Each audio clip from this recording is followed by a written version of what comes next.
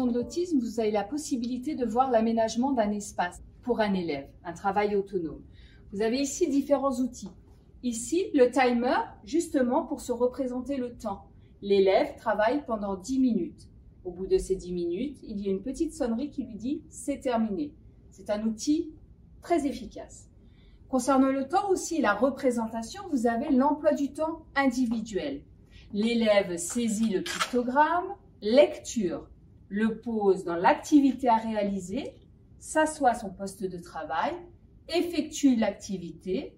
Une fois terminé, range le pictogramme, c'est fini.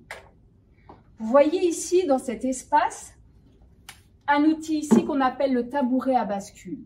Pour certains enfants, vous savez bien qu'il a un côté vestibulaire, un besoin à s'agiter, nécessaire pour certains enfants. Pas tout le monde, mais pour certains, c'est nécessaire. Dans cet espace de travail, vous avez aussi le classeur de communication. C'est un classeur qui permet à l'élève de dire « j'ai envie de chocolat ». Peut-être pas à l'école, mais en tout cas, j'ai besoin de prendre mon cahier rouge. Pour certains élèves, la communication fait descendre les comportements inadaptés. Dans cet espace, vous verrez aussi à la maison de l'autisme le travail, le contrat par économie de jetons. Je travaille pour faire du vélo. Je travaille pour la pâte à modeler. L'enfant gagne des jetons qu'il place ici et ensuite à l'activité qu'il souhaitait réaliser. Vous avez aussi, bien sûr, dans ce travail en autonomie, ces bacs. Je vous fais la démonstration. L'enfant prend le bac numéro 1. Il se repère numéro 1. Il a l'activité à réaliser. Ici, bien sûr, tout ce qui est vissé-dévissé. Il s'installe à son poste de travail, effectue l'activité. C'est fini. Il passe à la deuxième activité.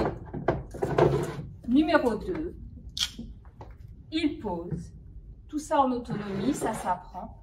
Il s'assoit, réalise l'activité et ainsi de suite, range. Dans cette configuration, vous avez aussi l'analyse peut-être des émotions difficiles à appréhender pour nos élèves avec TSA. Je suis très anxieux. Je suis très agité. Que puis-je avoir comme solution? Tu pourrais peut-être taper dans un coussin. On a une proposition de solution. L'élève donc arrive à comprendre ses émotions, à mettre des mots et ensuite à trouver une solution. C'est ce qu'on appelle aussi l'autorégulation. Le dernier outil qu'on peut aussi vous proposer, le casque anti-bruit. Lorsque l'enfant travaille en autonomie ici à son poste de travail, il peut être gêné par le bruit environnant des autres élèves en activité. À ce moment-là, il peut saisir le casque anti-bruit, le poser, ce qui permet de rester concentré sur l'activité tout en écoutant les consignes de l'AESH, ce qui filtre le bruit des autres élèves qui sont aussi en situation d'apprentissage.